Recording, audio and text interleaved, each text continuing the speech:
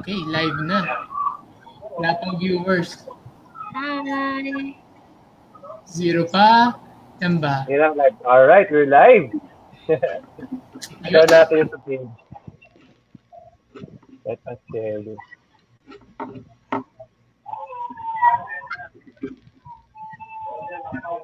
Just yung baby.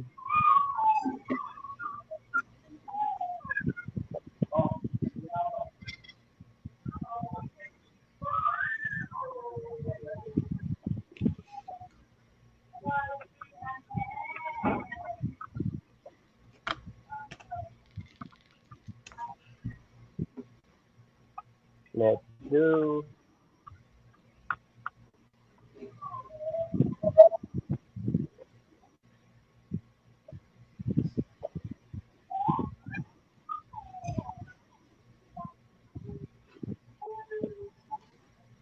Narinig mo yung baby?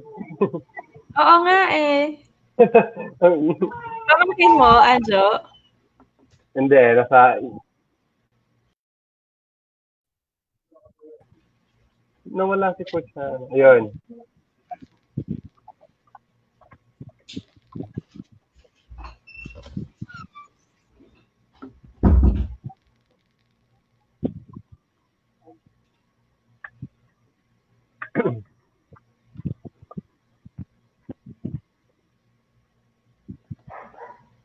Meron na tayong 8 viewers. 9 viewers. Ayan, dumadami na tayo, guys. Sa mga bagong dating, welcome, guys. We will start in a few minutes. So, pasok lang.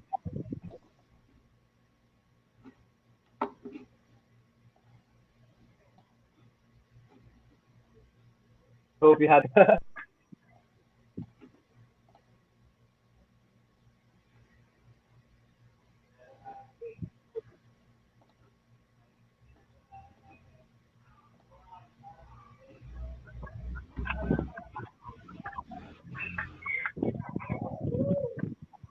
So maganda pala yung topic natin ngayon, no?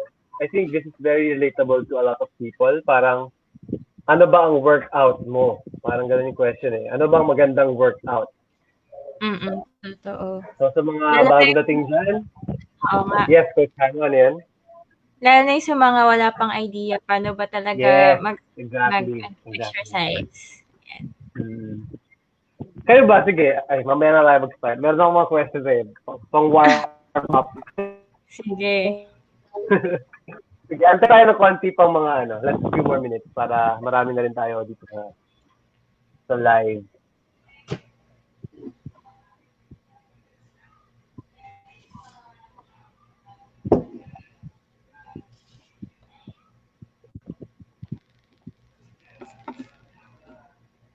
Mga bagong welcome sa live stream. At kung gusto nyo magpa-shoutout, pwede. Diba? Para malaman natin na you guys are here and everybody knows that you guys are here. Maganda ang usapan ngayon. So we encourage everybody to participate, lalo na sa mga beginners or first time na mag-workout or mag-exercise, ganyan yan. Ito yung magandang episode for you.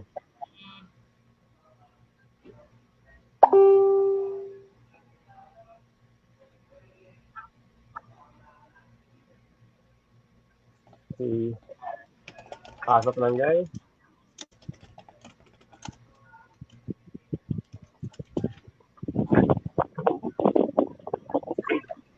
Anjo, kailan ka ba nag-start mag-workout? Ayun, yun nga actually tatanong ko na eh. Yun eh. Pero sige, simulan na natin. Okay naman, simulan na natin. O nga, naka-coach dyan. Sige, so let's talk about ito. Kailan ba ako first na nag-workout? Ang history kasi niyan, nung bata ako, I was really, bullied nung grade school dahil tama ako talaga. Okay. Medyo nasa big size ako. So, yun talaga yung motivation ko why I started working out or why I have an idea na kailangan ko na sigurong mag-diet para mawala to. Siyempre, to build my self-confidence. kaya ako nag-start mag-workout. So, nag-start yun grade school to high school. So, nung grade 7 ako, after ko mag-graduate, doon ko finally nag-decide na dapat sa high school may magbago na. Hindi na pwedeng ganun pa din yung state ko. Kaya, na-push ako mag-workout. Ang pinakauna kong workout, ano talaga eh, football. Yun talaga kasi yung sport ko din hanggang college. Football talaga. Naging varsity ako nung high school and college. So doon ako nag-start maging really into working out or sa sport. So, yun, nag-workout ako. Yung workout na yun is puro Milo best pa nga yun sa Xavier dati. Doon ako lagi nag-football. Tapos, tinabay ko na rin ang diet. Pero hindi ko pa alam talaga paano mag-diet. So, meron ako mga sariling version ng diet. Yung isa kong ginagawa ko yun. Ilang taon? Siguro ilang taon ba ako niyan? Ano ba grade 7? 13 ba? 14? Mga ganun? Around that. Sa teens pa talaga, sa teens. Teens pa. So, alam mo ba kung sana, yung diet ko dati, yung diet ko, magtutoothbrush ako pag nagugutom ako. Kasi, pag nagtutoothbrush ako, sobrang minty ng flavor, parang nawawa naman ka na kumain. So, yun yung style ko para mag-diet dati. Kasi wala akong idea eh. Tapos yun, pero okay naman dahil nag-work naman siya kahit mali, nag-work naman siya. So nung pagdating ko nung high school, pumayat na ako. Tapos doon ko na rin, nung nag-high school na ako, doon ko na rin sinamahan ng konting weight kahit na wala rin akong idea sa pagbubuhat. Dahil nga tuloy-tuloy na para pumayat na ako. Tapos kasi ang nangyari sa akin, from a very big state, pumayat naman ako. And then after pumayat, parang ang next goal ko na, syempre magkaroon ng muscles, magkalaman. Kaya, na-introduce sa akin magbuhat. Yung parents ko kasi talagang, ma-fitness, mahilig sila mag-workout. So, sila yung nag-introduce sa akin na mag-gym. Pero kahit wala pa akong knowledge. Yun, nakikita ko lang ginagawa nila. So, ginagaya ko lang. Doon talaga nag-start. High school. Bale, high school na mag-start mag-workout. Happy nga ako na, pareha sila, mom sa dad ko, pareha silang really into fitness. Hanggang ngayon talaga. Hanggang ngayon din. Kaya, nakuha namin yun ng kapatid ko. So yung doon nag-start. Hanggang sa ngayon, tuloy-tuloy na siya. Ikaw naman, sana, curious din ako paano ba nag-start ang iyong fitness journey? Sige. Coach Jan, hello pala. Nagkukwentuhan lang kami paano nag-start mag-exercise. Or kailan nag-start. Siguro ako yung, sports din talaga nag-start maging physically active. Pero hindi pa exercise talaga.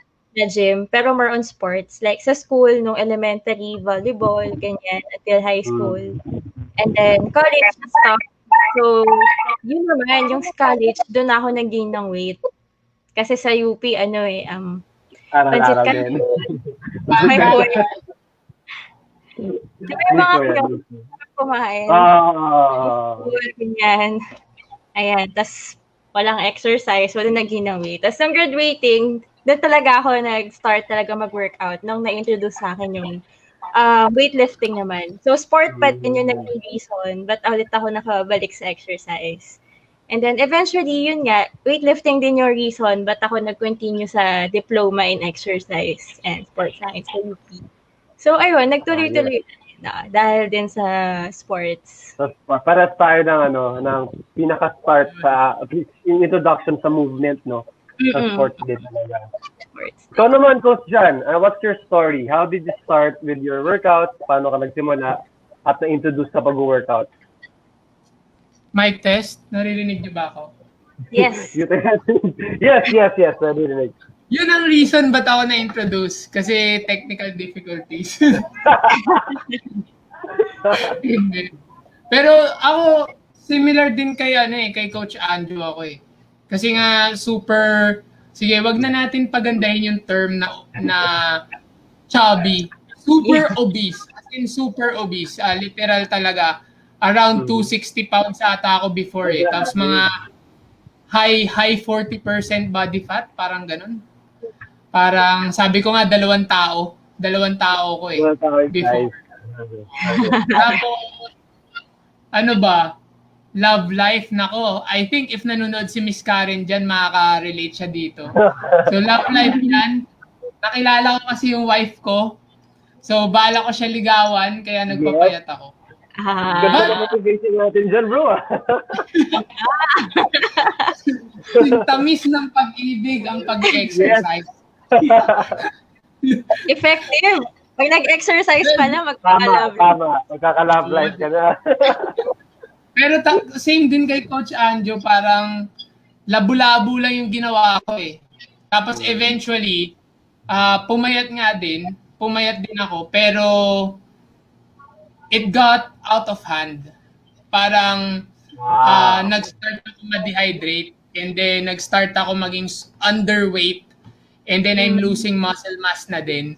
So, isang reunion namin, nakita ko ng doctor na tito ko. Tapos parang yun nga, sabi we have to do something about it kasi it's no longer parang okay yung ginagawa ko. Parang it's more on the parang OC. It became parang anorexia bulimia. Okay, so I'm not saying na meron ako noon kasi hindi ako na-diagnose ng psychiatrist or psychologist, pero definitely I was using exercise to compensate for yung kinakain ko. And then, yun nga, lagi ko sinasabi, exercise, just like our other coaches, di ba, exercise helped me kasi dun sa mga rough times na yun, yung exercise din yung nakatulong sa akin. Kasi eventually, nung college nga, nag-varsity din, so na-hold ko yung weight ko, tapos nag-rebound ako, and nung nag-rebound ako, dun ako nag-start. Sabi ko, I want to be scientific kasi I've been dun sa dark side. I am your father. Mga ganong style dark. Napunta na ako dun eh. So, sabi ko, I don't want to go back dun sa ganong ways kasi nakita ko na may implications pala, di ba? I know yung coaches dyan. Yes. Kayo coaches, meron kayong experiences sa mga implications of wrong exercises, di ba? So, siguro ito yung way namin to give sa public, di ba? Yung parang para malaman ng public how to exercise properly without trying to injure or hurt yourself. Kasi, di ba? Exercise should be something na nag-uplift sa atin eh. Hindi naglalagay sa atin sa danger, di ba? So, parang ganun. Anyway, dumadami na tayo. 23. And then 10 reactions. Sige, nga eh. Tama ka eh. Dahil for the longest time din, na nag-weight ako, parang, alam mo yung term na bro science, lalo na with bodybuilding, usong-uso kasi yan eh. Yung bro code or bro science sa gym na you just believe on what other gym goers say na without really knowing the scientific basis behind it. So for the longest time, I've been practicing that. Lalo na nung wala pa akong knowledge sa pagbubuhat. Pag may nakita akong bagong ginagawa yung isa doon, parang ito-try ko, effective ba to o hindi? I don't even talk to the person, parang gagayahin ko lang siya. So ganoon lang ako dati, pero ngayon na nag-UP tayo and I got introduced to the science-based approach, malayo din eh. Kumbaga, if you know the science behind it, mas mabilis din yung progress as compared to just doing it by yourself. Yes. Iba pag How about how, saka yung why behind you're doing things or exercises. Kasi parang lagi may purpose or may why. Bakit bakit yun ang kadami, bakit ganito lang ang kabigat. So, yun. Ikaw, Coach Hannah, may experience ka ba sa bro science? Have you tried bro science before? Science? Meron akong trust issues. So, pag may nakita ako, ni-research ko talaga siya muna. Pero syempre, mahirap din talaga doing it on your own. Yeah. Syempre, ang daming sources online. So, parang makukonfuse ka din. Iba yung sinasabi nito, iba naman yung sinasabi nito. So, mahirap mag-discern on your own. Kaya yun din, yung kaya ako nag-seek ng formal education din talaga sa UP. Tapos talagang mababalidate talaga yung mga dapat mong paniwalaan. Exactly. I think napagkwentuhan din namin ni Coach Anjo before yung pullovers pang chest. Parang yung tama sa chest, upper chest. Ako din. Nag-start ako. Honestly, di ko ginagawa yung pullovers before. Kasi parang basic movements ako eh. Kasi pag binabasa ko sa books, learn the basic movements, blah, blah, blah. Kaso pagdating sa gym, di ba, usually sa gym kasi may mga guys na lalapit sa'yo eh. Bro, try mo to. Bro, pang pang... Dito yan. Tapos binigay yung pullovers, tapos sinasabi niya chest. Tapos yung first attempt ko, naalala ko pa eh. First attempt ko, sabi ko, hindi siya chest ha, hindi ko na-feel sa chest. Tapos sinabi sa akin nung bro talaga. Sabi ni bro, mali lang ginagawa mo. I-feel mo pilit, i-feel mo. Tapos, sobrang na-confuse ako. Never ko na siya trinay ulit kasi feeling ko hindi ko talaga siya mapatama sa chess eh. And apparently, further research nga, syempre talagang tumatak sa akin yung story. Nag-research din ako. Hindi nga siya sa chess. Diba? Hindi sa chess ang pullovers. So kahit anong gawin natin, hindi mo mafe-feel sa chess yan. Kasi hindi siya pan-chess. Okay. Pero victim ako doon. Ako personally, victim ako dyan. Parang feeling ko siyang, bakit wala naman talaga dito? Saan parte ng chest ko tama siya? Kahit na-flex ko yung chest ko while doing it, parang mali pa din talaga. Okay, so sabi ni Sir Neo, ayan, meron na din tayo. I think baka Sir Neo, pwede niyo share yung bro experience. Bro experience mo. Neo Katambay, meron ba kayo? Doktor yan si Doc Neo Katambay, he's a dermatologist. Pero mahilig din yan mag-gym. Doc Neo, ikaw ba? Meron ka ba na experience na ganun? Nag-pullovers ka din ba, Doc? Tapos you tried to feel your chest? Tapos wala pa ding effect. Yes. Pahirapan eh, no? Pero kasi totoo din yung sinabi ni Coach Hana eh, di ba? Sometimes parang nalilito ka din with all the information na sino ba yung nagsasabi ng tama, di ba? Parang ganun sa gym. Akala mo tama na yung sinasabi nila kasi sasabihin nila 10 years na sila nag-workout, di ba? Tapos yun nga, malaman mo pullovers Nasa pullover pala tayo. Yung pa rin tayo. Sobra talaga yan eh. Dahil lang ba nilalagay mo sa may chest mo after pang chest na yan, di ba? Ano ganun eh. Okay. Uy, marami na tayo. Pero marami na tayo, 27 na. 27. Okay. So guys, when we're waiting 2 more minutes, okay, pwede kayo mag-post ng questions nyo kahit hindi mo na related and then eventually related na sa topic, which is exercise selection. Yes? Yeah. Oo nga, baka naman may magtanong ng math, di ba? Parang, meron ba test pagaling sa math dyan? Parang pahirapan tayo dyan. Okay. 2 more minutes, guys. Alright. Kayo ba, have you tried, siguro ito, question ko lang, have you tried different parang exercise modalities? Parang ganun.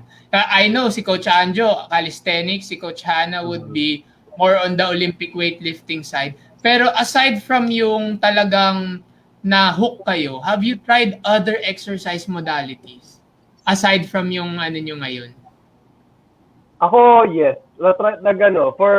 Siguro for 5 to 6 months, nag-try ako mag-boxing. Purely boxing, hindi siya Muay Thai, hindi MMA, purely boxing. And how boxers train. So, experience ko naman doon, definitely it's a really good cardio workout. High intensity siya. Doon ko na-push talaga yung endurance capacity ko, pati yung breathing ko. Doon siya na-expand kasi hindi ako sanay ng ganun ka-intense workouts dati. Lagi lang ako buhat, yung sariling pacing kong buhat. Pero pagdating sa boxing, di ba sometimes 3 to 5 minutes, kung nag-minutes ka na, dire-diretso pa din siya, di ba? Tapos iba-push ka pa ng coach para lang matapos yung 5 minutes. So, sobrang ibang feeling kasi it's far from the usual workouts that I do. Pero sobrang laking gain din eh. Kasi una sa lahat, ang laki ng in-improve ng katawan ko dahil when it comes to endurance kasi hindi sanay yung katawan ko ng ganun and then I'm forced to train like that. So yung endurance ko, medyo humaba. Hindi ako napapagod agad. Pero pagdating naman sa body composition, definitely, mas pumayat ako. Hindi ako naging bato-bato. So yun lang yung difference nung as compared to me purely just with lifting weights. Nung nag-boxing ako, mas pumayat ako. Pero grabe naman yung endurance na nun. Kasi pinapatakbo ako sa ilang kilometers sa labas. Mga ganun kasing training na ginagawa sa akin. So, nakatulong siya in that sense. Sobrang layo from what I usually do. Yes. Sayang nga wala si Coach Linus. Kaya nga So okay sana andito si Coach Linus eh. for people MMA style. hinahanap si Coach Linus, hindi lang siya hindi lang siya no, talaga yun yung reason. Hindi, pero guys, not feeling well lang si Coach Linus today. Pero I know nanonood yan. Okay, shout out sa ating boy next door. Boy next door. Bibigyan ng nickname. Sorry, Coach Linus. Talagang ganon. Pag absent ka, mabibigyan ka ng nickname. How about you, Coach Hannah? Have you tried other exercise modalities? Siguro, ako pala, kinalimutan ko na eh. Before ng weightlifting, yung mag-transition ako, nag-ano rin ako, parang circuit training na HIIT. On my own lang, bahay. So, wala pang access sa gym, ganyan. So, body weight exercises. Yun. Nakakapagod. Hindi ko nga alam paano ko nagawa yun eh. Kasi ngayon, napapagod ako na. As in, yung minimal rest. No? Pero sobrang payat ko nun.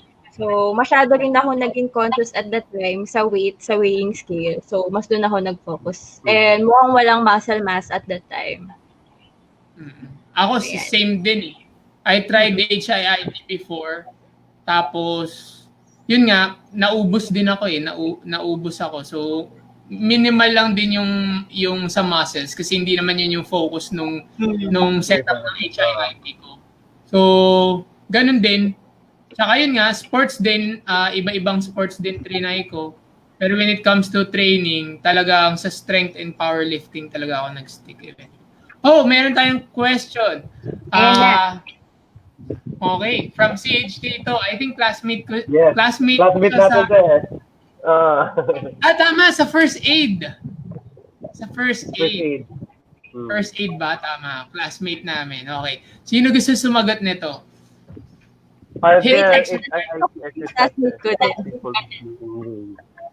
Knee injuries. Upper body siguro, no?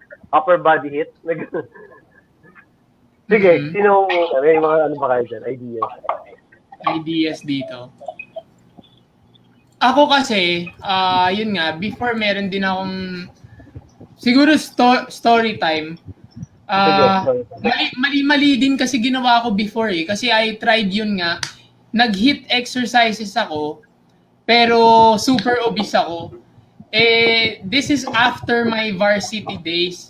Nung nag-varsity ako, na-injure nga din ako sa tuhod. I had to, parang nag-therapy ako for 3 months eh. Sa ano, kasi ayoko din magpa-surgery or something. Parang ganun eh. So, nag-HIIT exercises ako, tapos, kaya nga siguro maganda tong question na to eh. Kasi, nag-HIIT ako ng legs na HIIT, tapos I ended up injuring palalo yung tuhod. Kasi nga, yun nga, may injury na nga din ako before. So, ano ba? Siguro define ko lang. Kasi when it comes to HIIT, ang pagkakaintindi ko dito is you go up to a certain heart rate. Tapos, kaya nga you alternate your anaerobic and your less demanding na exercise, di ba? So parang, ang pagkakaintindi ko kasi, you shoot up your heart rate a little bit higher than what you're targeting. And then, while you're resting, di ba? Let's say, ito yung, if nakikita nila, let's say dito mo siya shoot up, and then you do your low intensity, not low intensity, but lower intensity. And then before your heart rate goes down ng sobrang baba, you go back with your high intensity again. So when it comes to knee injuries, again, just the usual suggestion, consult your doctor or your PT doctor or your physical therapist first if cleared ka na. Pero syempre, meron talaga na baka nga kailangan mo ng HIIT exercise. So, kamukha na sabi ni Coach Anjo, meron naman upper na HIIT. Di ba? Pwede ka maggawa ng upper na high intensity training mo. Or maybe you could do core na HIIT pero hindi standing up. Maybe lying position, di ba? Madami namang ganyan. Just to avoid yung vertical loading. Vertical loading ng knees. Kasi alam naman natin na if you have knee injuries, tapos madaming vertical loading, and especially if may mga jumping dyan, which is most of the time for lower body HIIT exercises, laging ginagamit yan jumping exercises like your burpees, your jumping jacks, di ba? Ang dami niyan. High knees, yung mga ganyan na usual na ginagawa. Squat jump, ganyan. Yes. So, mahirapan talaga yung knee. So, if you're after for the HIIT effect, maybe you could do yung, for example, core. Bicycles, di ba? Pag nag-bicycles ka for your core, tapos you can vary yung intensity, pwede yan. Or you could also do, again, if this is cleared by yung doctor, based on yung research din naman kasi, it's lighter sa knees if you're using your ergometer. Tama ba yun? I think sa exercise physiology natin to discuss, if usually they use treadmills, di ba? For yung healthy individuals, pero pag may problem sa knees, bicycle ergometer yung ginagamit para yes. Depende so, sa intensity ng injury. Yes. If let's say mild lang naman yung injury, tapos pwede siguro bicycle ergometer. And if hindi naman talaga, maybe yun nga, you can look up your upper body HIIT exercise or pwede core din, di ba? And syempre focus on strength. Ito, siguro ang natutunan ko lang din doon sa PT ko before. 3 months din kami nagmahalan, 'di ba? So sabi niya sa akin, if you strengthen yung muscles mo nga daw, it would really help. So ako talaga, yun yung ginawa ko before. Talagang naging focus ko siya. Yun nga lang, nagawa ko siya after the varsity days na. Okay, so yun. So how about kayo, coaches? Anong suggestion nyo sa HIIT exercises for people with knee? Good na yung suggestion mo actually, coach, dyan Gusto niya talagang ituloy. Or balikan niya yung goals niya. Ano ba yung goal niya? Baka may other exercises na pwedeng gawin para ma-reach yung goal na hindi nag-HIIT exercise. Yes. Ako siguro since mas calisthenics ang trip ko sa buhay. Ako usually, when I have knee injuries, lalo na kaka-squat ng malala, and medyo I feel pain already. So, kino-compensate ko na lang. So, kung ayaw kong tumigil yung training ko, I compensate it with a lot of upper body workouts. Since calisthenics naman are mostly on the bar, like doing pull-ups and stuff. So, para lang makapag-workout ako, I focus on those types of workouts and not so much on the lower body exercises. Tama si Kus dyan. Core exercises, pull-ups, those stuff you can do siguro. Pwede ka pa naman mag-HIIT eh. Pwede ka mag-HIIT sa pure upper body strength, pure upper body workouts. Yun nga. So, questions pa ata tayo. Okay, so I hope ang ating classmate na nabigyan namin lead. Pero yun nga, maybe baka if you really want yung HIIT as your goal, baka nga kasi gusto niyang bumalik sa pag-HIIT exercises, 'di ba?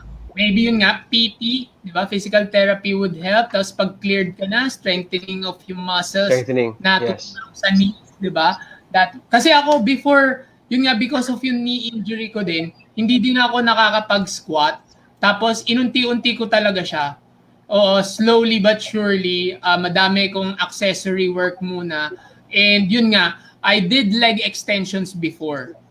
Pero ngayon hindi masyado, pero I did leg extensions before para lang to help with yung other little muscles around dun sa knee ko since hindi pa ako makapag-squat. So yun nga, band work. Ang dami kong band work before. Pwede rin band work, yes.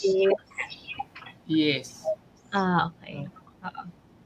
Next question tayo, guys. Sige, next question. Yeah. Yung pangalawa. Effective ba ang mga workouts na nakikita sa YouTube? Chloe Ting, MadFit. Oh, meron akong dyan, input. Or actually, medyo matunog sa akin yung name na Chloe Ting. Kasi pinapollow ko din siya sa talaga. I personally follow her account sa YouTube and ang dami-dami niyang views, guys. Sobrang dami. Sikat na sikat siya online. 10M, guys. 10M subscribers yan. Chloe Ting. Grabe yan. Grabe si Chloe Ting. Pero, siguro if you're a beginner and if you're looking for a good workout, kasi, makikita mo if tama yung ginagawa niyo or hindi. Lalo na kung may certain knowledge ka, science-based ka, or nag-aral ka talaga ng sports science. So siguro, as a beginner, may entice ka. It's the way she markets her. It's the way she markets her workouts. It's very effective, I can say. Oy, kapag may mga fans ni Chloe Ting dyan, sorry na. Pero, I'm just being honest with how I feel. Okay. In a marketing perspective, effective siya na influencer. Kasi, ang galing niya gumawa ng video, ang ganda ng pagkaka-edit, and I think alam na alam niya yung viewers niya. Alam na alam ni Chloe Ting kung anong gusto na makita ng mga viewers niya. So, check siya doon kung kung brand ka. But, if you're a beginner, there are certain moves na ginagawa niya na hindi rin talaga perfect for beginners. Lalo na kung first time mo magta-try. Okay? Kasi siguro medyo nasa intermediate to advanced level na yung skills niya, kaya to her, it looks easy. But if you actually do it as a beginner or as a first timer, there might be some difficulties na baka hindi rin niya na-address na dapat yung malaman muna before actually trying it out. So siguro sa akin personally, konting research pa kay Chloe Ting, lalo na kung mag-introduce siya ng mga medyo complex moves. Konting research and siguro give different variations for an easier move para sa mga beginners. Sa mga hindi talaga alam how to work out. Oh, yun na yung comment ko dyan. Siguro ako, magko-comment ako in general sa mga videos YouTube. Ano ba? Sorry guys. Kasalanan ng asawa ko to. Oo nga eh. Bakit yung pa tinanong to? Kasi si Chloe Ting eh.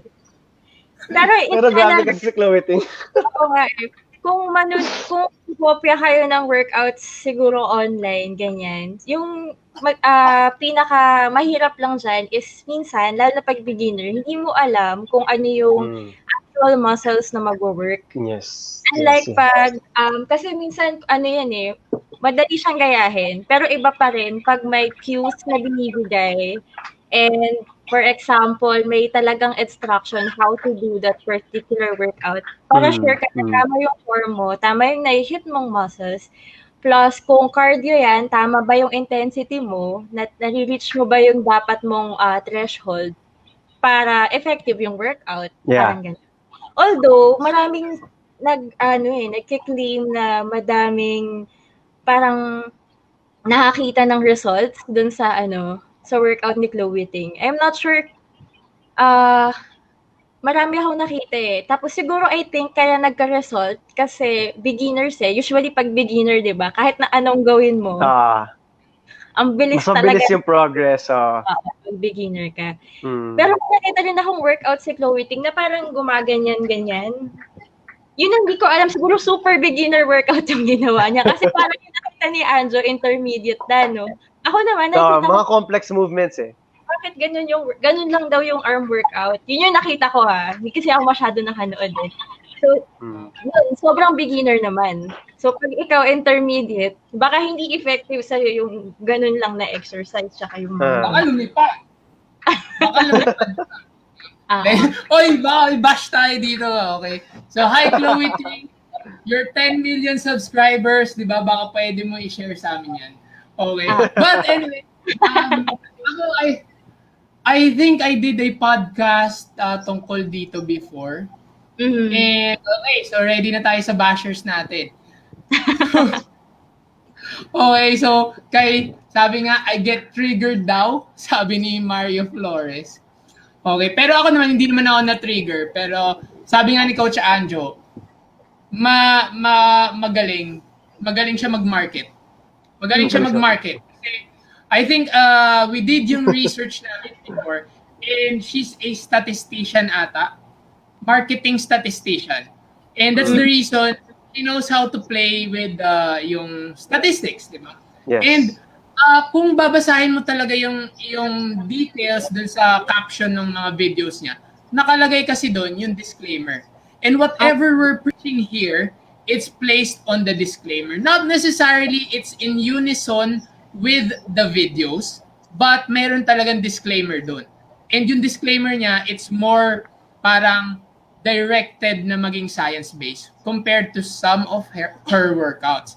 Diba? So parang, in a way, nilagay niya naman dun kasi na it would not be effective for everyone. There are other things that affect weight loss and muscle gain, not just the workouts dito. Diba? And for yung comments naman, again, I as a trainer, I always preach na we need your assessments kasi we need to define our goals and we need to know our baselines, di ba? So if hindi mo alam yung baseline mo, how do you know that this workout fits you? Just like Coach Anjo sabi niya, medyo intermediate yung nakita niya. Kay Coach Hana naman, beginner. What if na, di ba? What if beginner ka tapos kinuha mo yung nakita ni Coach Anjo? Or what if naman intermediate ka tapos kinuha mo yung nakita ni Coach Hana? Then wala talaga effect. Diba? So kailangan talaga. For example, ito, sabi arms. Well, if you consider shoulders as part of yung arms mo, then sige. Pero definitely, this is not a bicep and tricep workout. So kung hindi mo din alam, then maybe you're looking for a bicep and tricep workout, pero ang binibigay pala niya, shoulders. Yes. And, di ba parang umuulit yung videos niya. If you look at yung summer shred niya, it's been 28 days, pero lahat ng back work niya is the same video. Naka-program siya na ganun. And limited lang din kasi yung progression na binibigay niya. And one good thing na nakita ko is she gives progression. Diba? May malilit na progression. Pero if you're doing this one, diba, after 28 days, I'm pretty sure you would progress na mabilis. Kasi this is an easy workout eh. Eventually, you need weights, you need ano. So, that's something to consider. Not bashing on her. She's encouraging people to get up and then work out. Yun yung message yung maganda actually. At least, you know, na-inspire niya to people to move. Yes, 10 million guys, 10 million. So I guess coaches, pwede na rin natin ipasok dito yung, 'di ba? Paano ba mag-start mag-exercise? Paano ka ba talaga mag-start? Tapos pasok na natin, ayan. Pero siguro not just for beginners for everyone na magsisimula mag-exercise. Saan ka ba talaga mag-start? So, tayo as coaches, 'di ba, usually nagsa-start tayo with two things. With the goals and your fitness assessment. Yes. Tama. Yan. Yes. Sige, ako explain ko lang. Siguro go. sa experience. Well, wala lang. Para maganda tignan, di ba? May hindi, joke lang. Pero kasi for psych, I know si Coach Anjo din kasi psych siya, di ba? May psych degree. So, it helps with motivation din kasi. If you know yung baseline mo, then you know you're moving a little bit forward based on your measurements ng assessments nyo. So it's a motivational thing. Plus, syempre, you should know, ano ba yung saying, di ba? Parang yung weakest link mo. You have to address your weakest link as well. Kaya nga, if sa assessment mo, dyan lalabas yan. Di ba? Dyan lalabas lahat ng mga weakest link for you to be able to address yung talagang goal mo, di ba? Let's say gusto mo mag-squat ng world record squat, di ba? Tapos yung pala, hindi mo man lang kaya mag-squat sa depth. Then definitely, there are things na you have to fix through assessment. So how about you, Coach? Share nyo. Sige, ako usually, if you will start to work out, yun nga, follow din talaga yung tinuro sa atin, yung SMART goals. SMART goals. So, as coaches, syempre, we're here to tell you, ano ba kung yung goal mo ba, is it SMART? Is it specific, measurable, attainable? Ayan. So, syempre, nandito kami para, ma'am, yung goal mo ata na to lose this particular kind of weight in a short time, hindi siya attainable. So, as coaches, we're here to tell you kung ano yung attainable lang based on evidences. Tapos, yun yung magsa-start talaga with what are your goals. And we're here to guide you para gumawa ng goals na attainable, realistic, saka specific. Tapos, susunod na dyan, syempre, yung fitness assessment para din, tama yung sabi ni Coach John, matanan mo yung baseline. Pangalawa, makita mo yung kunwari, may mga imbalances ba? Plan ko kasi, di ba, kunwari, ang goal mo dito is leg workout, lumaki yung legs. Pagdating sa assessment, may something wrong pa daw with the squat. So, hindi pa pala siya pwede mag-workout ng squat. So, at least alam ko as a coach na hindi mo na kita pwedeng ipag-squat. Meron muna tayong parang accessory exercises na gagawin to improve the squat. And then later on, progress na kita sa squat para mas makapag-build ka ng muscles sa legs. So, kaya kailangan nung goals, tsaka nung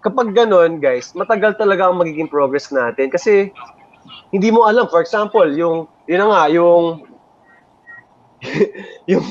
workout na di mo pala alam na pala siya, na pang back pala dapat siya. Alam mo yun, guys, may mga ganung workouts na feeling natin ito yung tinatamaan pero iba pala yung muscle groups tinatamaan. So dun pa lang, mali na agad yung ginagawa natin. So walang progress. You're just wasting your time.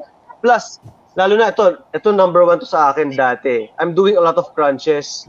Pero every time na I do crunches, I don't really activate my core. Alam mo yun, I just, sige, gamitin ko yung upper body ko, iaangat ko. Gagamitin ko yung leg ko para umangat. So, I'm wasting my time. Kumbaga, kahit gano'ng katagal ako sa gym, pero kung ganun lagi yung way of doing things, hindi ko rin siya na-achieve at the end of the day. So, yun yung mali sa akin dati. Kayo, guys. How about you, Coach Hannah? Siguro ako, yung mga the things I wish I knew, charot. Mismo yan. Kasi diba, nahook ako sa weightlifting, so yun talaga yung sport ko. Ang pinakamali ko is, ang fina-follow kong program, so nandun yung goal, nandun yung motivation, ganyan. Ang fina-follow kong program is not meant for me. So, meant for, kumbaga, may program kasi yung friend ko na athlete. Tapos, shinare niya sa akin. So, gagawin ko kasi weightlifting athlete naman siya. Pero it's not for me kasi hindi pa ako ganun ka at that time. Kumbaga, beginner pa eh. Tapos yung program parang medyo intermediate to advanced na. So, that's isa yung mali na ginawa ko. Siguro probably, wala rin proper, parang on my end, fitness assessment. Kasi kung meron kang assessment, alam mo na yung program mo is ma-scale mo siya based on your fitness level. Parang ganun. Yeah, that's right. Siguro sa akin naman, coaches, at saka viewers natin, ang mali ko din, 2 beses ako nagkamali. One is yung nag-start pa lang ako mag-workout. Kasi, kamukha na sabi ni Coach Anjo, i-relate ko din sa sinabi ni Coach Hannah, which is yung SMART goals. Yung goal ko kasi, hindi talaga siya SMART. Parang fart goals. Pero wala siyang sense kasi. Fart goals, di ba? Parang feeling. Puso lang. Assumptive, mga ganyan, di ba? Pero ang dating kasi sa akin, yung goals ko nga, I've been influenced din kasi on what I see lang sa, parang wala masyado kong parang analysis. Basta nakita ko yung picture, tapos parang sinabi kasi na they got this muscle or ganitong physique in just a couple of weeks or a couple of months. Ako ganun, parang sabi ko nga nung nag-start tong live natin, sabi ko, obese ako. So 260 pounds, tapos parang ginol ko in 3 months. Na ako, superhero physique. Sabi ko, and during that time, feeling ko talaga, legit to. Di ba? Parang sabi ko, uy, ganda ng goal ko. 3 months, pupok-pok lang ako. 24-hour workouts to. Parang ganun, di ba? Tapos, imagine, feeling talaga no? Kaya nga fart feeling na workout, feeling. Pero yun nga, wala din nangyari. And eventually, parang nagising ako sa katotohanan. And fortunately for me, hindi ako na-dishearten. Di ba? Naghanap ako ng ways para ma-achieve ko yung goals ko. However, I know some people na they get disheartened, di ba, when they don't get That's yung true. goals. Diba? Kasi nga parang they feel like sila yung may mali. At parang mali lang yung ginawa ko kaya hindi ko na-achieve. Pero in reality, hindi naman pala kasi realistic yung goals. Kaya nga maganda na meron ka nga parang someone would tell you, ano ba yung realistic goal? Could I build 10 pounds of muscle in just 1 week? Di ba? Parang ganyan. But na ako 1 week. Not possible. Di ba? Parang yun yan. Yung second encounter ko dito when it comes to yung mga pagkakamali is nung na-hook na ako sa powerlifting. Pati sa strength. Meron ako nakitang program. This is from Johnny Candito. Powerlifter siya sa US. And before free, I don't know ngayon kung may bayad na. So don't quote me on this one. Pero dati free siya. Tapos it's tailor fit for beginners kasi parang hindi naman beginners, hanggang intermediate daw. Kasi meron siyang blank spaces on the Excel for parang accessory exercises. Tapos nagbibigay naman siya ng suggestions. But syempre hindi pa tayo maalam before. So parang pag nakita ko, nakalagay doon squat day, tapos accessory. Yung accessory, parang I just pick any leg exercise. Parang ganun lang. Random lang. Tapos na ako mag-squat, 5x5 na squat, 80% of yung max, parang mga ganyan yung nakasulat. Tapos, accessory na ako. Tapos yung accessory ko, kahit ano lang, ano bang okay na accessory? Tapos titingin-tingin lang ako sa machines. Uy, yun. Accessory ako doon. Tama si Coach. Okay, anong machine ba gagamitin ko?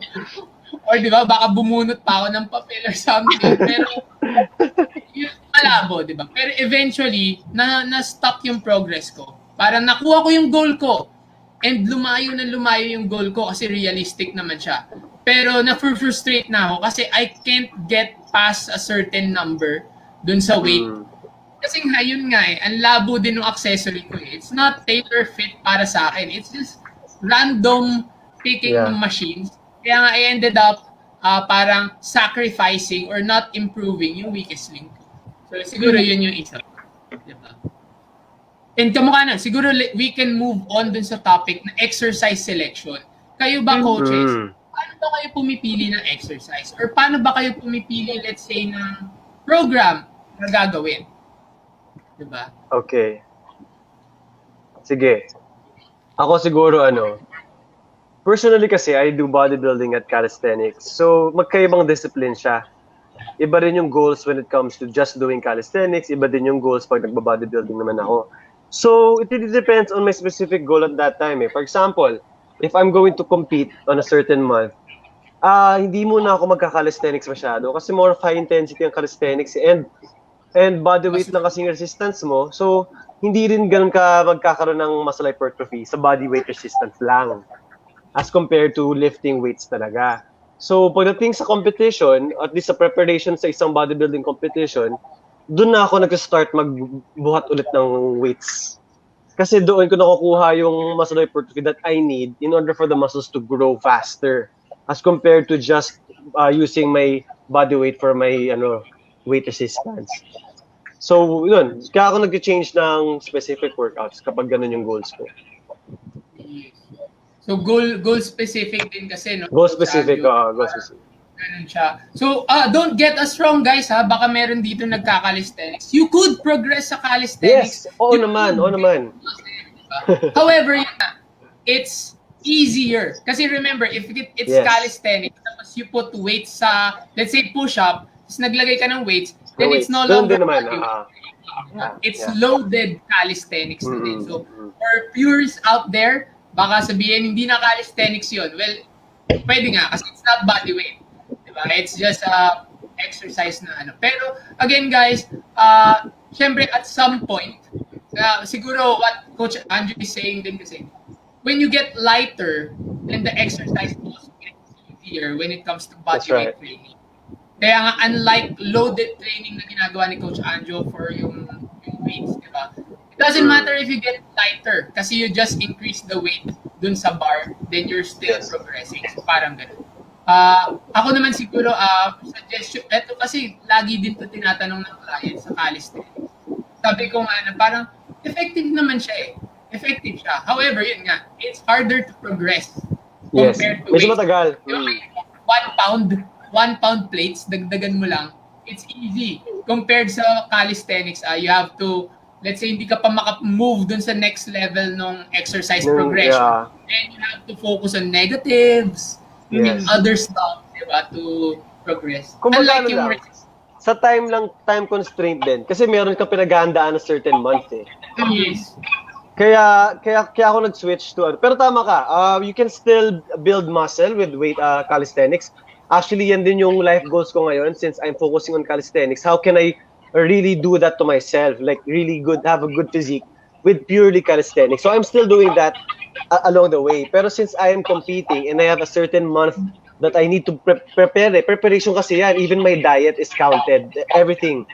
Kaya ako nag-weightlifting dahil doon. But if I'm not really competing and if I still want to keep like a certain physique with calisthenics, kaya pa din. I do weighted pull-ups, I do weighted dips, and I still get the hypertrophy that I need, the progressive overload that I need to build muscle. So nandun pa rin naman siya. Mas faster lang talaga kapag nag-weights ka. Yes, mas madali din. Mas madali din. Dagdag lang ng dagdag ng weight. Yes. Or ng rest. Or other aspects. How about you, Coach Hannah? Okay, so pagdating naman sa before pala mag-start, mag-hi lang ako sa mga friends na nanonood. Pa-shout out si Chris. Tapos, hi Japs and hi Chester. Ayan, thank you for watching. Ayan.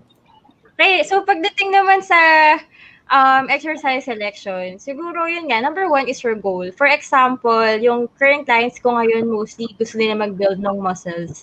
So, ang iniisip ko sa kanilang exercise, resistance training. Ayan, kasi yun talaga yung makakapag-build talaga ng muscle if you're doing resistance training. And then magbabago na lang yan dun sa fitness level, tsaka kung may imbalances yung client.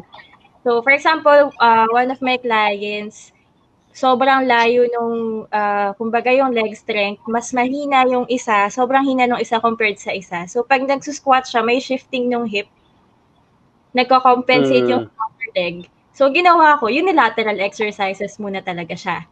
Parang ganun. So, when you choose exercises, depende siya sa goal and depende rin siya dun sa fitness level mo. And then, if your goal is like, build muscle, ganyan, strength, so, i-recommend ko yung resistance training. And then, may other naman, diba? Sige, go, Coach John. Ay, sige lang, Coach Hannah. Tuloy lang. And if you have other goals, for example naman, you want to improve your cardiovascular endurance, then definitely, yung mas malaking mag-i-effect dyan is yung mga aerobic exercises. Yes. So, yun. Siguro what people could parang nagiget nila, nakukuha nila sa atin dito sa discussion is, ako kasi advocate ako ng specificity. Sobrang advocate ako dito. Talagang, kasi nga, I think tinuro din to ni Service before sa weight training natin sa CHK. Tapos malaki kasing contributor ang specificity when it comes to improvement. Just like what Coach Anjo and Coach Hannah said, na parang kumari si Coach Anjo, syempre may hinahabol siya na size when it comes sa bodybuilding. And then syempre meron din siyang hinahabol na certain aesthetic look sa physique niya, na let's say improvement of yung side na deltoid, di ba? And this is easier achieved when it comes to resistance training, di ba? Compared to body weight. Kasi, for example, side deltoid, it's harder to find exercises na medyo calisthenics when it comes to side. Usually, buo. Let's say, hinahabol mo talaga is this type of physique. Kasi talagang genetically, hindi blessed with wide shoulders ka, naghahabol ka ng side. It's easier to do side races. Diba? So parang, in a way, specific sa goal. Same din kay Coach Hannah. For cardiovascular endurance, kaya nga I don't bash people na gusto nila maging cardiovascular, parang yung endurance nila on cardiovascular stuff, mataas. Then you do cardiovascular training. Wala namang masama. Okay, we're not saying na you just have to lift weights. Although we are all, most of us are on the strength and power, the hypertrophy side of things, na medyo resistance training ang pinapalingan namin. It doesn't mean walang lugar ang cardio. Guys, you could do cardio if yan yung goal nyo. It all boils down to specificity. Kaya nga, there's no one size fits all when it comes to programs. Siguro I've heard this one paulit-ulit. Coach, hindi sila siguro friend, Coach, ano ba mare-recommend mo sa akin na workout? Parang I can't just give you my program or kung ano yung ginagawa ko. Kasi this might not be something na para sa goals mo or baka hindi din sa imbalance mo. Maybe kamukha kay Coach Anjo, binigyan ko siyang side races. Yung pala ang goal niya, chest. Dapat pullovers. Guys, pullovers. Joke lang yun. Hindi pang chest of full. Balik na naman tayo sa followers natin. Diba? So parang ganun lang siguro yan. Specificity nga. Tama. Yes. If okay naman na din yung health, diba? I mean yung cardiovascular endurance, science also shows na when you're doing resistance training, it could hold your cardiovascular endurance. Kaya pwede mo na din siya bawasan. You don't have to do as much if hindi din naman yun yung goal mo. As long as you're already a healthy individual with maybe around good fitness level on your cardiovascular endurance. Parang ganun lang. Diba it also applies to athletes? For example, if athlete ka, syempre ang i-recommend sa yung ng strength and conditioning coach mo, yung mga certain moves that really applies to your sport. Hindi ka naman siguro, kunyari, football player ka, siguro naman hindi mo expect na marami kang mga bench press. Kasi hindi mo nagagamitin yung chest mo sa football, di ba? Puro leg workouts most likely ang papagawa sa'yo. So, and again, it depends. Tama si coach dyan, specificity talaga eh. Malaking tulong yung specificity. Meron pa ba tayo i-add? I think madami tayong questions na naipon eh. Okay? So, I hope, Ma'am Tess. Okay, Ma'am Tess Verceles. Okay. Kanina pa tong question na to. I hope she's still listening, 'di ba? Kasi maganda tong question niya. Okay, so plantar fasciitis. What's your recommendation aside from stretching exercises? Meron ba makakasagot dito? Okay, so siguro ako intro. Ano ba ang plantar fasciitis? Okay, so usually 'di ba plantar fasciitis is yung parang inflammation of your plantar fascia. Diba? So saan yung plantar fascia? It's usually around sa paa yan eh. Sa paa, ito ba sa may heel? Sa may heel area? Sa may heel.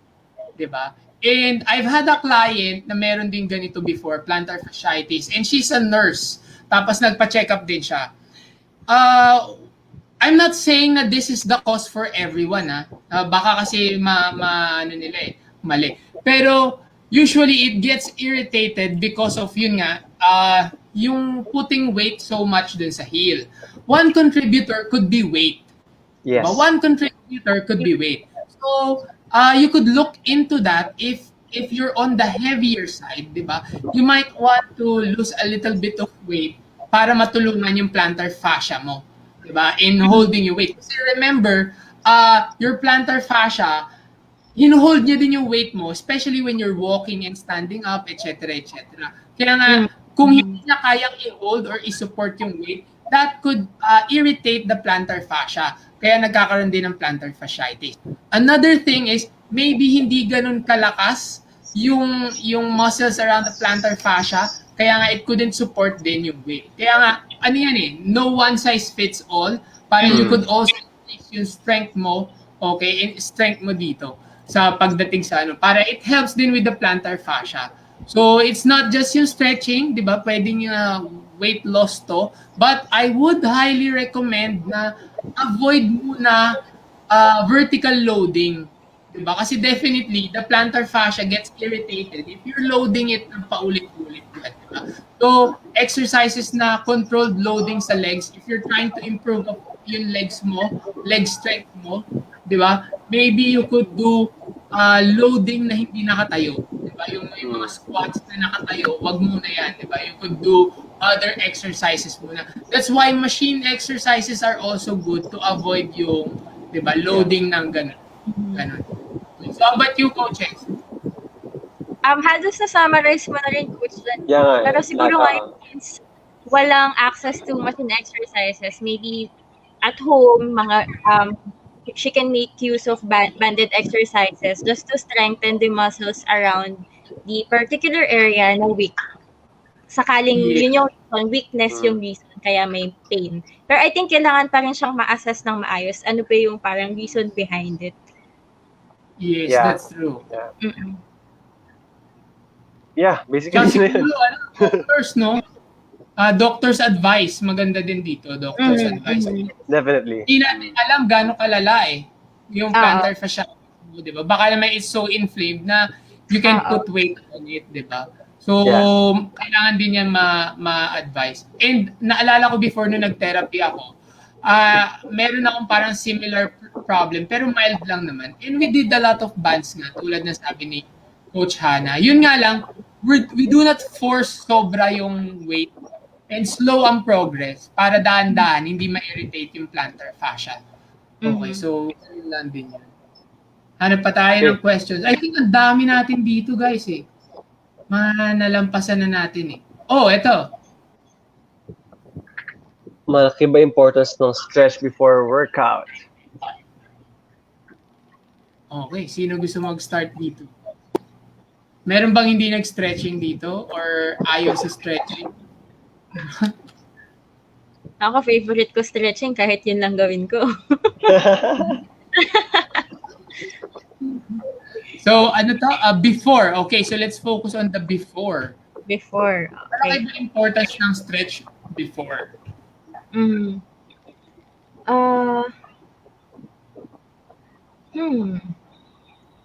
Definitely before you work out, important mag-warm up.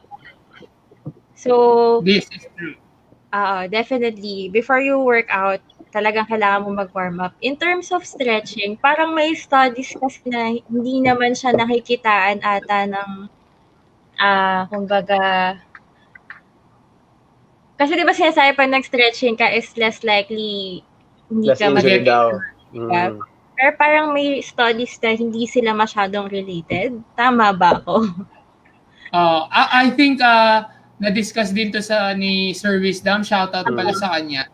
Hi, Okay, sir. kasi injury is maraming factors.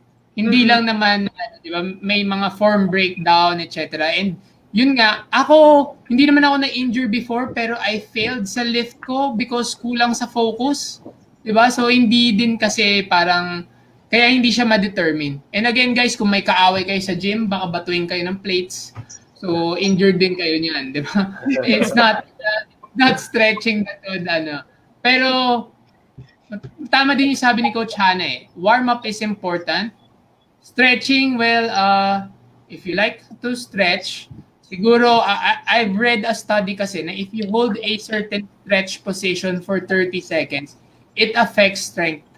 Parang ganun. It affects strength production. So, let's say, Before the workout. yes, kaya nga, let's say you're going to squat, tapos you hold a certain stretch for 30 seconds, talagang feel mo yung stretch, it might affect yung strength performance mo. So, siguro warm-up, meron talaga yan, malaking tulong ang warm-up. For stretching naman, if you like it, just avoid 30 seconds. Siguro i-hold mo lang siya less than 30 seconds. Short stretches lang, wag naman ang tagal. Okay, how about Coach Anjo? Siguro same eh. The warm-up is important eh. Pero when it comes to stretching, walang correlation nga naman when it comes to better performance before workout. Mas better performance kapag dynamic warm-ups than just stretching. Pero siguro after the workout, siguro dun mas mag-a-apply yung stretching part. Okay, siguro for faster recovery and mas ganong side than before siguro ang mas merong effect, personal effect. Yes, it's true. Yun nga, madami na kasing studies regarding dyan eh. If you stretch to avoid injury, then tulad nga sabi ni Coach Hana, hindi sila ganun ka related. Diba? Kung clumsy ka, you might get injured even if you stretch. Malaglagan mo yung paa mo ng weights, mga ganun, di ba? So, madami yan. Siguro, maganda din tong question. This is related also to plantar fasciitis, but this is from Ma'am April Maderazo. Okay, so what if you jog or run when you have plantar fasciitis? What happens? Maganda to. Meron gusto mag-start tungkol dito?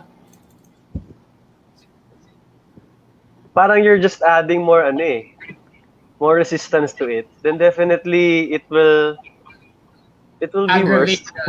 Mas ma-aggravate siya. Not unless you run with your toes. Nakatiptoe ka lang lagi, di ba? Yun din eh. Yung toes mo. Parang si lotus feet. That's impossible, di ba? Ba't mo gagawin yun? So, it's not advisable really. Kasi, di ba, as much as possible, i-rest mo nga siya eh. Di mo siya talaga i-aggravate lalo eh. So, yeah. Kayo guys, what do you think on this? Yeah. Masasaktan ka siguro pag meron. Pag ginawa may plantar fasciitis ka and you jog, especially pag high intensity yung jog or yung run, definitely painful siya. And I think yun nga, yung sa client ko din kasi before, pinapa-avoid nga kasi yung vertical loaded na especially if you're a little bit on the heavier side, 'di ba? Yung jogging kasi and then running, it's not really a light workout kasi it entails a lot of balancing on one foot. Remember when you run and jog, you don't stand on both feet at the same time. You usually balance. Kaya nga you're balancing on one leg. Kaya nga it becomes harder for your plantar fascia, especially if you're on the heavier side. Kaya nga it could aggravate yung plantar fasciitis.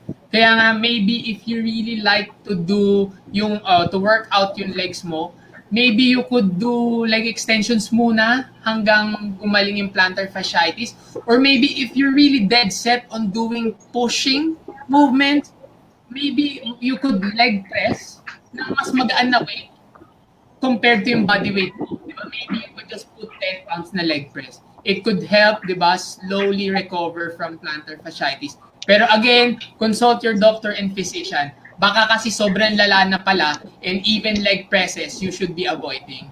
Diba? That could be something. Okay. So isa pa tayong question. How about this one? Sa makulit kong wife. How to properly warm up before working out. Tried insanity before. Warm up lang pagod na. I've tried it before and totoo, pagod na ako sa warm up nung malaki pa ako. Siguro pagdating sa warm up, siguro the warm up is different from the main workout. So dapat yung pagod na nafe-feel nyo, hindi yung same pagod na mafe-feel nyo dun sa actual workout. So parang kung pagod ka sa warm up, mali yung warm up mo. Mali yung warm up mo, kung pagod na pagod ka na dun pa lang. Hindi na siya warm up, yun na siguro yung exercise mo for that day. Baka na mali lang ng definition, di ba, or title, hindi pala siya warm up. Kaya ano pala siya? Workout 1, baka ganun yan. Workout 1, 2, workout, baka ganun, di ba? Pero siguro may add lang ako. Sige. More on dynamic stretches. Hindi lang siya yung basta i-stretch mo lang siya. Siguro yung mga iniikot mo, yung joints mo, mas more of dynamic movements pagdating sa warm-up than just stretching. Yun nga, since hindi naman talaga advisable yung really just stretching before working out. So pagdating sa warm-up, it's really more of that, and it's really more to increase your body temperature para mas maging ready ka na sa hindi tulog eh. Hindi ka tulog. Yung feeling mo hindi tulog. So siguro ganun yung matamang way of working. Warm-up before working out. How about Coach Hannah? Siguro ako, in terms of weightlifting, you start with body weight, and then syempre, kunwari ako, legs ako today. Syempre, ang iwa-warm up ko yung legs. Hindi ko iwa-warm up yung upper ko. So, ganun siya.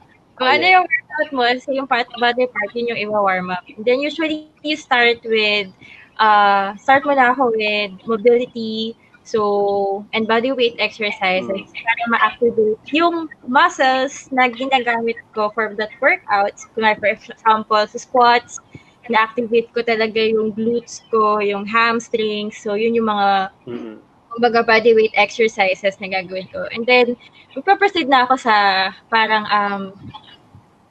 lighter repetitions na weight, and then higher rep range. And then paunti-unti, pabawas until ma-reach ko yung mismong set ko. So, in terms of warming up, kailangan siya kasi kailangan i-prepare mo muna yung muscles mo. Na, kumbaga, hindi kailangan agad na heavy yung bubuhatin mo kasi hindi pa ready yung muscle tone ba yung tawag doon sa XPs. Hindi ko na maalala yung term. Pero yun, kailangan mo mag-create ng medyo kakaunting pang movement sa muscles before ka mag-proceed doon sa eksaktong set mo. Yes. Siguro, ako naman, if I add, yun, kamukha din yung sinasabi ng coaches. If your warm-up feels like it's a workout, then it's a workout. It's not a warm-up. Ganun lang siya eh. So, definitely, you need warm-up na tama. So, siguro, your coaches, or if you have a coach, they could adjust it for you. Kasi ang warm-up na kasi, tama yung sabi ni Coach Anjo eh. This is from my notes. This is from my notes in weight training from Sir Wisdom again. So, hi Sir Wisdom. For warm-up kasi, there are temperature-related effects. So, increased muscle temperature, core temperature, neural function, disruption of transient connective tissue bonds. So, parang yung mahirap kasi siya i-explain na not so sciencey. Pero, in a way, more on temperature. And then yung non-temperature related, which is blood flow, oxygen consumption, and post-activation potential, or your ability mo to do the skill or the movement, di ba? So for general warm-ups kasi, this is yung sinasabi na yung light jogging, etc. Kasi this is for yung temperature mo, and your respiration, diba? And ano pa ba? For your joints to start moving, di ba? Yes. Fluid viscosity, etc. Para ma-prepare sila for movement. Kasi syempre yung joints, hindi naman sanay yan agad na gagalaw ka na lang bigla. Especially if sanay ka nakaupo lagi, di ba? So, and then you have your specific warm-up. This is usually directed to your, sabi nga ni Coach Hannah, directed to your, let's say, magle-legs ka ngayon. Syempre, legs na yung specific mo. And pag nag-specific ka, kung squat yan, edi magwa-warm up ka ng lighter weight ng squats mo. Parang ganun. Diba? So, yun ang mangyayari yan. Or let's say, if magja-jog ka, maybe a warm-up could be, yun nga, dynamic stretches na medyo moving towards a certain movement na parang jogging. Diba? Or maybe a light walk, or di muna yung top speed mo. So, daan-daan mo siya i-build up dyan when it comes to jogging or running. And then you also have your potentiating set. So I think ito yung sinasabi din ni Coach Hannah, which is it primes everything for lifting yung with the right intensity. So let's say you're going to squat 200 pounds. A potentiating set is, sabi nga dito, it's around 90 to 100% of what you're going to lift. Kasi this would prime you, or parang in a way, get a feeling. Kasi iba yung feeling pagka bubuhatin mo yung mabigat sa magaan eh. So parang ang mangyayari, bubuhatin mo na yung halos mabigat. Para yung feeling ng heavyweight, di ba, nandun na din.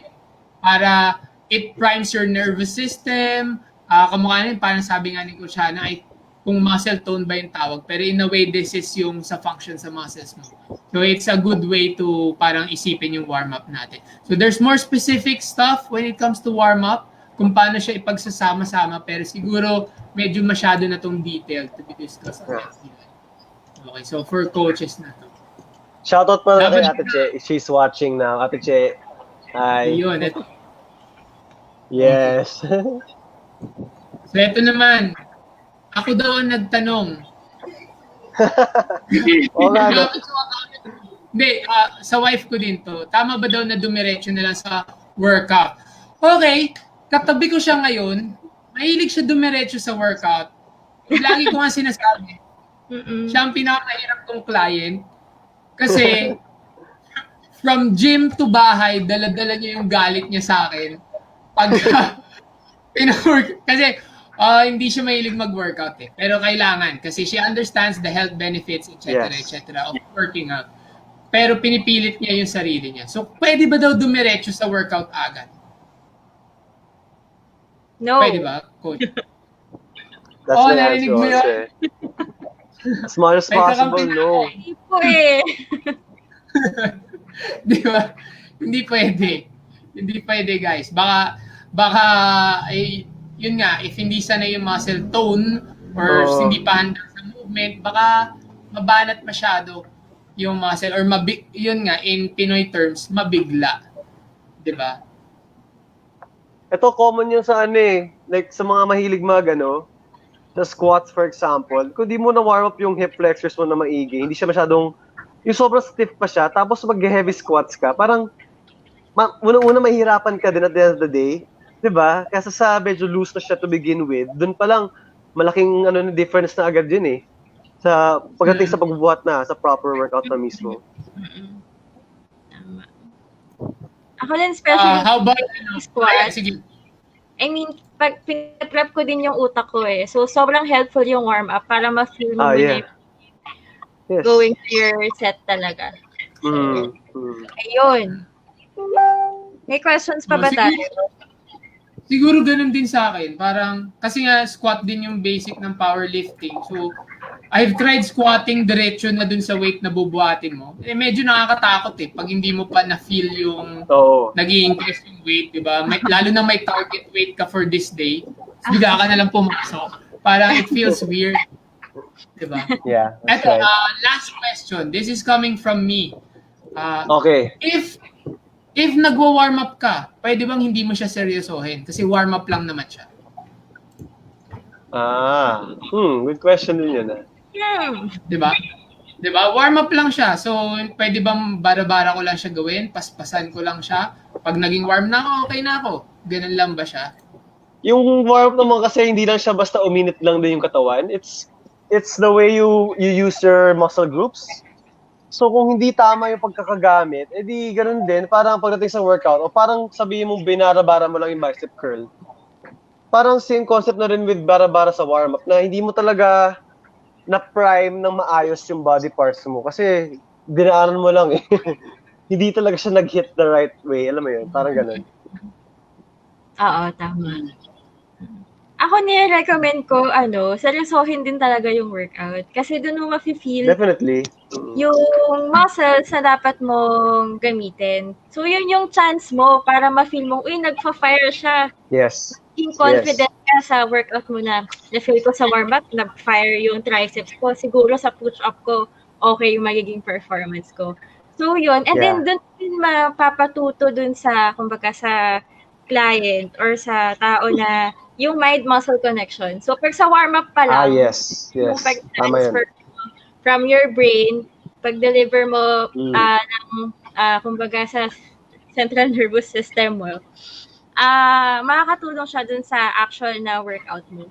So, good na, conscious ka na, careful ka na, mindful ka na sa warm-up pa lang. Ayun. Yeah. Sabi ng wife ko, parang siya daw yung pinapatamaan ko. Siguro, ako nasabi na ng coaches lahat Ang may dadagdag ko lang dito is, respect mo kasi yung ginagawa mo and yung weight. But remember guys, there are a lot of people na hindi naman sila nag-workout, nagagawa lang sila ng daily chores. Tapos minsan nga, light lang yung bubuhatin nila and they get injured.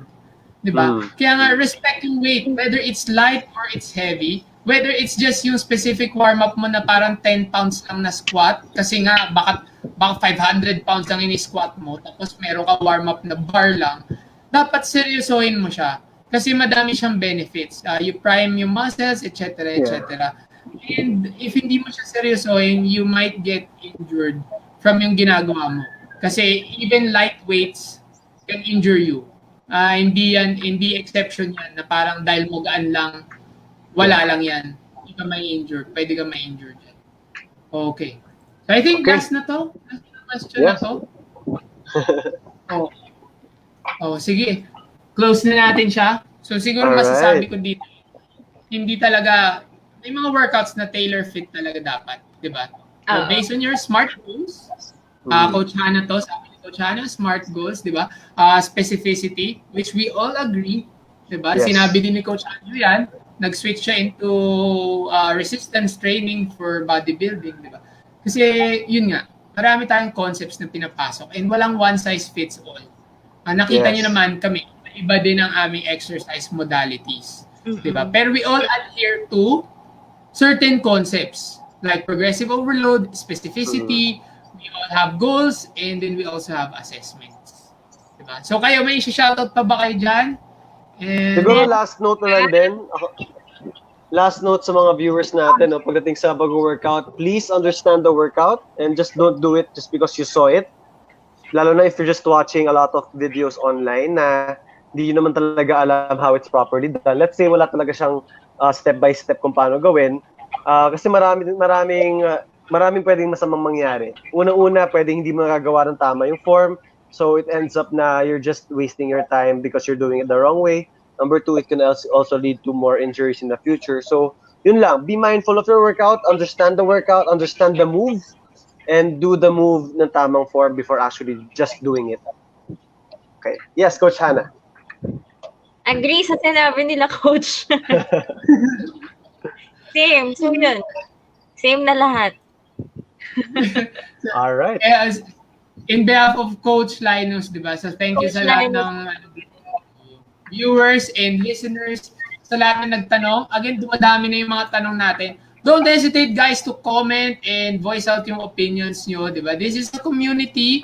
We could learn from the questions nyo. Kaya nga, sige lang, bato lang ng bato. And ano nga ba yung mga pages natin, guys? Like and subscribe and ano pa ba? So, hindi ako marunong sa ganyan. So meron kaming Instagram and meron din kaming YouTube, yes. Ayan. Yeah. Na-upload ni Coach John yung videos sa YouTube para pwede nyo rin siyang mapanood doon. Balikan siya. Yes. Okay. So, yun nga, guys. Don't forget to like the page. Kung hindi nyo pa nalalike, merong follow button dyan sa taas. Collective Kinetics, you can just click the follow button if you want more updates from us, especially sa mga upcoming products that we will be giving out in the future. At kung meron kayong mga questions about us, fitness-related, sport-related, or diet tips, whatever, feel free to message us. Just send us a DM, and we will try our best to answer you as much as we can. Bye, guys. Bye. Thank you, guys. Thank you so much. Thanks for watching.